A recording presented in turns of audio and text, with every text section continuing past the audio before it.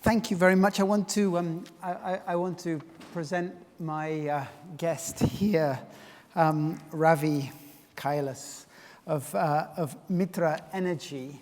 Mytrah Energy, well, Ravi, I guess, hedged his bets somewhat following on from the previous discussion. They said that the one word is solar. He named his company after the Sanskrit word for sun, but it has, 500 megawatts of generating capacity in wind. So you can blow whichever way. Ravi, why don't you start by just talking to us a little bit, just introducing your company to us, which has only been around for 5 years, and yet it's becoming quite prominent. Well, thank you. Mytrah was born 5 years ago, and we are the first utility-scale, pure-play renewables business in India. And while there's so much talk about India now, and it seems to be the flavor, especially for the renewables business, 5 years ago, there was benign neglect about renewables. And I think that was what attracted us to the market. Because in India, most businesses that stay away from government, like, for example, the IT industry, it's exploded simply because there was no ministry for IT. And I think that the renewables business in India in 2010, just as it was mentioned, there were no subsidies. And that proved very attractive to us because although I'm actually based in the UK, and we were looking at a renewables business in Europe versus India. And all these stories about India being a very distorted market or it's very difficult to do business in. But we saw two variables. One is that interest rates in India for debt, which is a big component of the capital for any of these infrastructure businesses, was around 12%. But the price at which you're selling power into the grid was on the margin actually cheaper than coal at the time. Now we're pretty close to coal. But in Germany or the UK, the interest rate was 3.5%, but the price at which you're selling was sometimes in a multiple of what the wholesale price was or what the marginal cost was. So we entered the Indian market saying that we wanted to build a gigawatt scale wind business. And we didn't enter solar until very recently, until the price of solar, as he just mentioned, has gotten over that bridge. And it is actually competitive with coal now. So we have 560 megawatts of operating wind assets in India. And we went about it the slightly difficult way. Instead of building all of these in 1 or 2 locations, we built these across 6 different states, 10 different locations, and over 3,000 kilometers of territory, which means that as we grow now, we've got a pipeline of over 3.5 gigawatts that we're building out now. We do have the ability now to work with different vendors, different geographies, different counterparties, different lenders, a whole ecosystem that we've sort of learned about now. And so you're connected into the grid. Yes. And what are what are the complications, I guess, of operating in India in this relatively nascent business?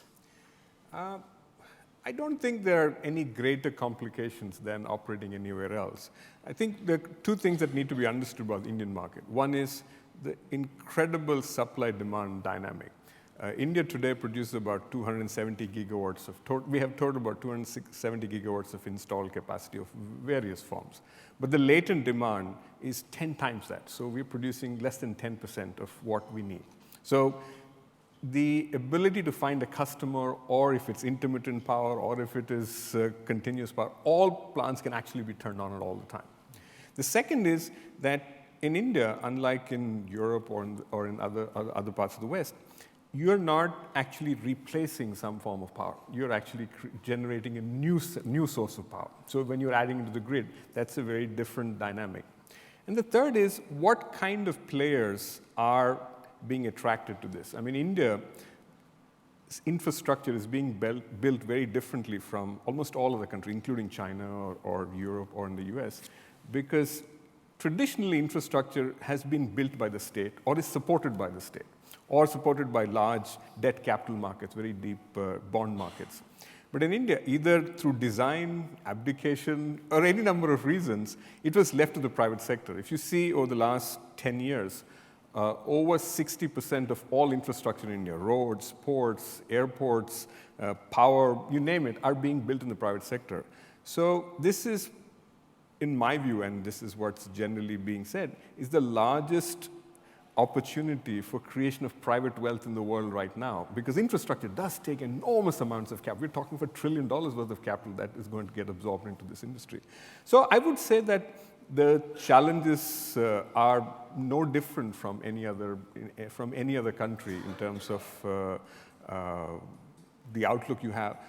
And in many ways, they are much simpler. For example, planning permissions. I mean, if you're contrasting with some other countries, it takes us maybe 6 months or 8 months to get a site from start to begin developing. Our construction cycle is less than 9 months from the time of financial closure. For wind, or in fact, solar is in fact much quicker than that. The challenges in India relate to, let's say, the strength of the counterparties, the stability of the grid. But these are things that are evolving in the sense that everything is growing in parallel. You're building generating capacity, and you're also building transmission capacity at the same time. So I would say that it is one of the most exciting energy markets now. And India has expressed, or the Indian government has expressed a commitment to vastly increase the amount of renewables in the energy mix, including doubling, I think, the capacity of wind. So this private sector world, this free market world that you've operated in up until now, do you worry that it will become now part of government policy? Well, no. I think that most policy that follows industry has done fairly well in India. So today, it's the government's recognition that even without them doing much, we've been able to compete or create almost equal capacity as thermal did in the last few years, almost with no policy in place. The government's stated objective is to build 175 gigawatts of new renewables capacity in the next 6 years, which is almost all of Europe. I mean, literally, it's a very ambitious target. But I wouldn't be surprised if we get very close to it. If it doesn't take 6 years, it may take 7 years or 8 years. But I think that they put the stake in the ground, and almost all the players in the ecosystem are sort of following the lead. I mean, lenders, state governments, any number of other participants in the market are actually following this lead now. And talking more broadly about the Indian energy market, I mean, so the coal is the baseload. Correct. And going forward, how do you see the mix evolving between coal, gas, wind, and maybe even solar? So gas is almost non-existent. It's a very small part of the energy mix in India. I think that over the next 10 years, even if the most optimistic projections of renewables come to fruition, renewables will still form a very small part of the overall mix because coal is going even faster than renewables. Because in the next 10 years or 15 years or 20 years, we're growing from about 250 or 270 gigawatts to almost 1,000 gigawatts. And we're probably going to add 500 to 700 gigawatts of thermal power into the mix. And I think it is still the most extensive, cheaply available source of power. And I think the difference has been that we've had the ability, simply because we didn't add it before, to look at the experience of other countries. I mean, if you see the mobile phone industry, 15 years ago, almost nobody had a mobile phone in India. It's a very small penetration. And it was left largely to market forces. In fact, India went from being one of the biggest monopoly markets for telecom in India to being one of the most competitive, because, in fact, too competitive, people say, that there are over 1 billion mobile phones now. So if you provide a service, you at the right price and you take it to the customer, there is a huge market for it. And I would say the same for the power industry. I think that this is growing exponentially and it's being driven by market demand rather than and the regulations following it.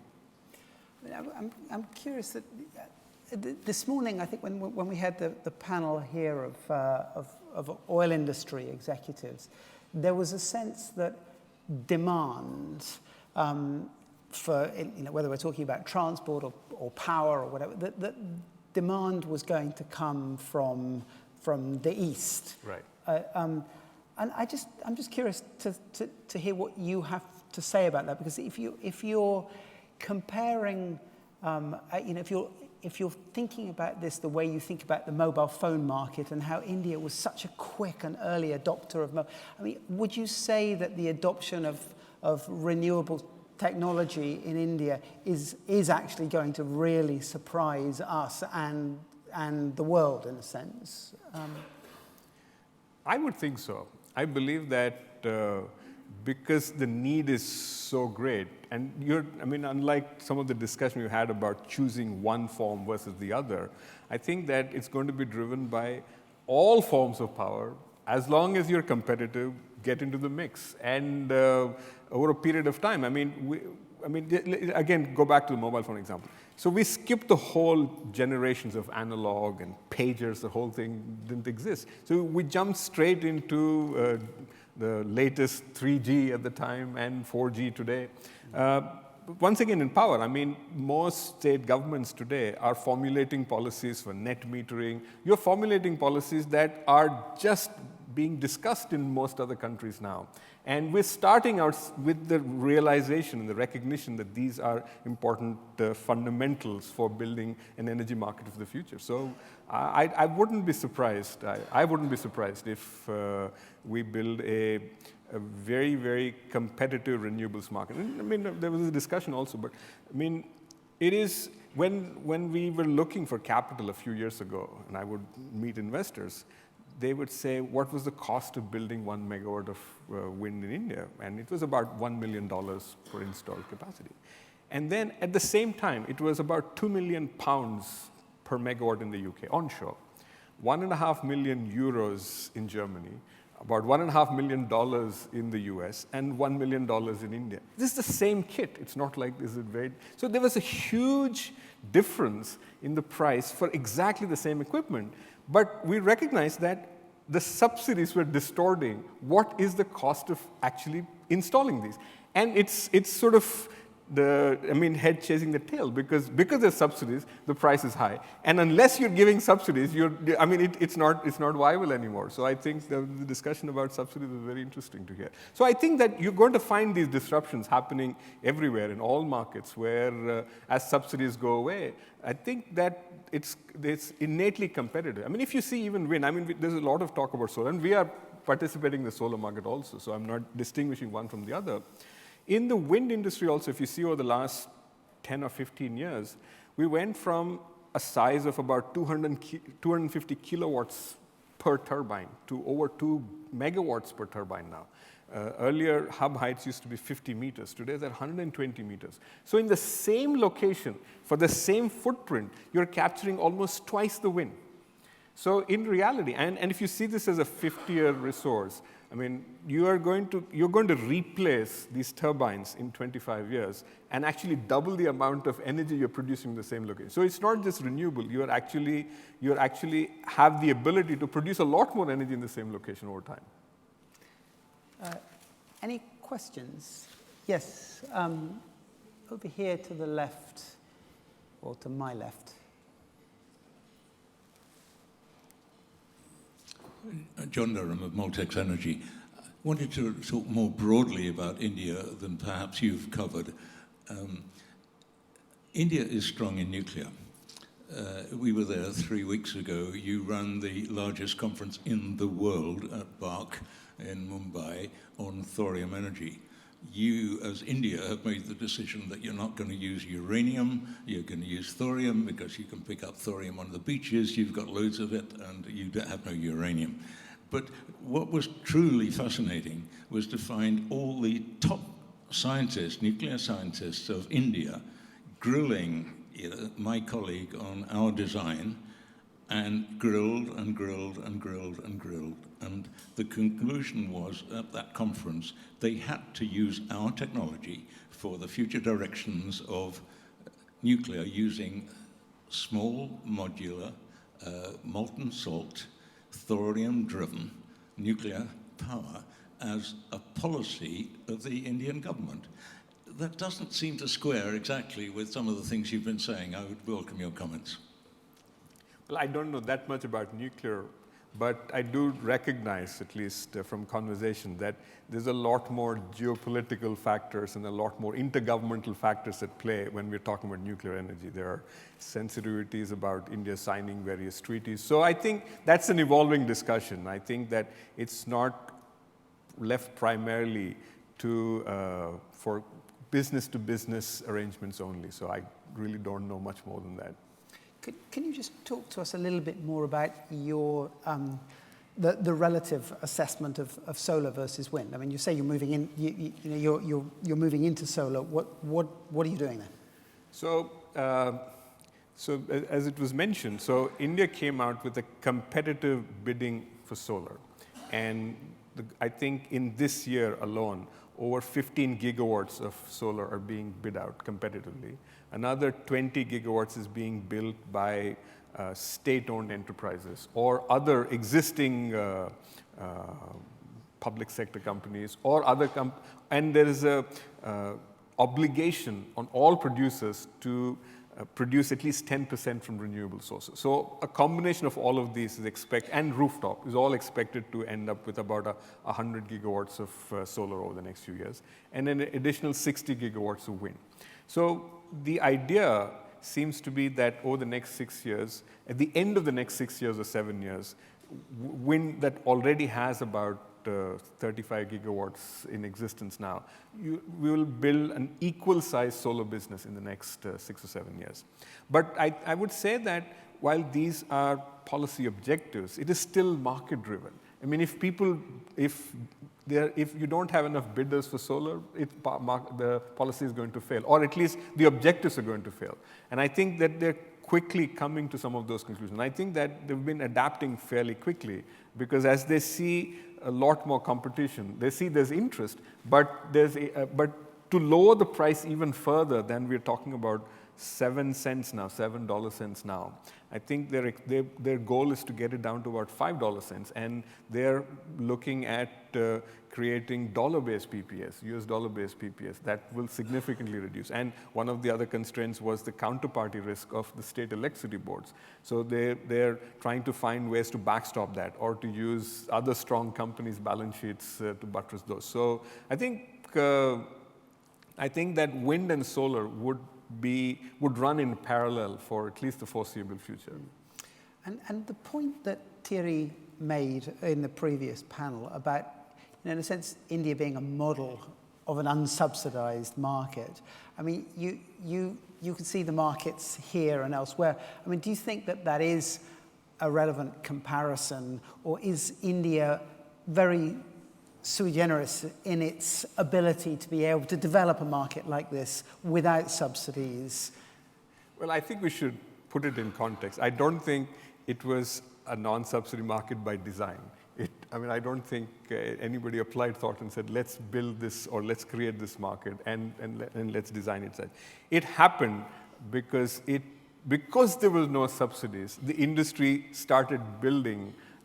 We saw the demand and you say, well, at some time it's going to be competitive. And there were quite a few players in the last 4 or 5 years that made some effort. I mean, like for example, when we set up our first project, the renewables was not considered as an industry, which meant that when you went to a bank for a loan, you could never get a loan more than 8 or 10 years long. You could never get a loan without parent balance sheet support. So these are fundamental to the industry. But we did go and convince banks that these projects are profitable. We got 15-year loans, we got non-recourse financing, etc. So I would say that it is very comparable. And I think that just as when the solar industry started about 10 or 15 years ago, nobody thought that China was the place to compare with. But literally within a few years, I mean, that was the model that was applied globally. And I do believe that between China and India and a lot of the other emerging economies where by choice, by design, there are no subsidies, I think that's the model that would survive. And players who cut their teeth in that market have a reasonable chance to do better in other markets too. Well, I mean, in the way that the Chinese adoption of solar also helped the whole cycle of, perhaps in nexus with Germany, but helped the whole cycle of bringing down the cost of solar. I mean, India's momentum in renewables, I mean, do you see that as having a spillover effect in renewables elsewhere? I think so. I think that because between China, India, and Europe and the US are consuming now, I mean, adding China and India to the mix over the last 2 or 3 years has doubled or quadrupled the overall capacity demand, which has meant that the prices have fallen much quicker. And I think that it is only going to get, it's only going to accelerate. Yeah. Great. I think we'll call that a day. Call that time for tea. Yes, okay, so Ravi, thanks very much indeed. Could you all join me in thanking Ravi for a fascinating presentation? Thank you very much.